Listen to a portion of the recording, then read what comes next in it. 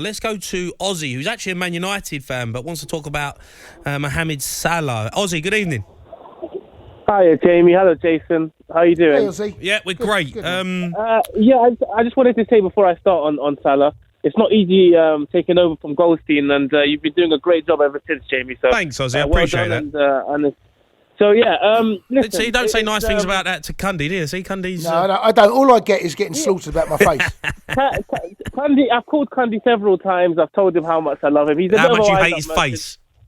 Yeah, exactly. You know, it's good when he's doing it against opposition fans, but when he's doing it against your club, you take it personally. But I know he means well. It's bad cop, good cop here. I know the rules. Yeah, good. Listen, it's one of those things with Salah that I'm Egyptian. You see, I'm a United fan, but I'm Egyptian. So you can see the conundrum here because I'm obviously in love with him. He is a national hero. He is someone that I'm an Egyptian sports journalist, so I've covered him ever since he went from Egypt into Basel and then his journey to Italy.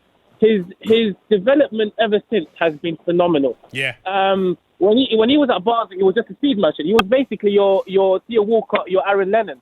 And every single stage, he's got better and better and better.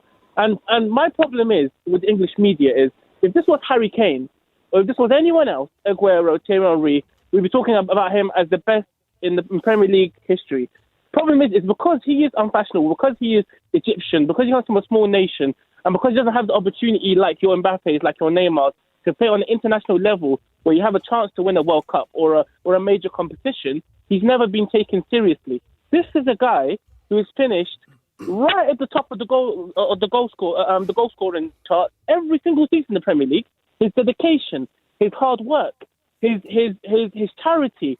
He is an unbelievable person. I have interviewed him on a couple of occasions. It doesn't matter if you're working at talkSPORT, Sky Sports, if you're working for a local newspaper. He's the kindest, most genuine person you ever meet. He is, in my opinion, the greatest Premier League player of all time, and he will end up finishing his career as that. Now, whether that's scoring a Premier, whether that's getting another Premier League, whether that's getting another Champions League, whether that's scoring another, getting a couple more Golden Boots, then he will do that. Because you need to understand that we're watching greatness at the moment. We are watching greatness. So can we please give him the respect that he deserves?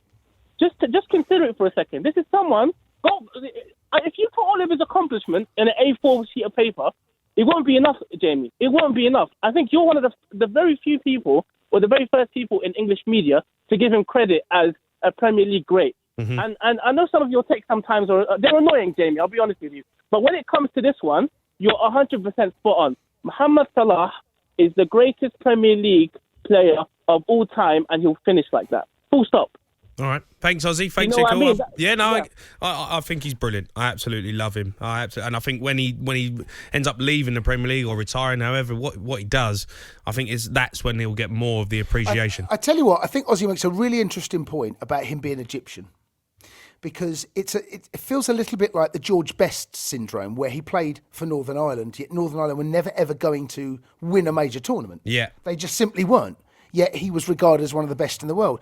I think it feels a little bit like Mo Salah is in that kind of category.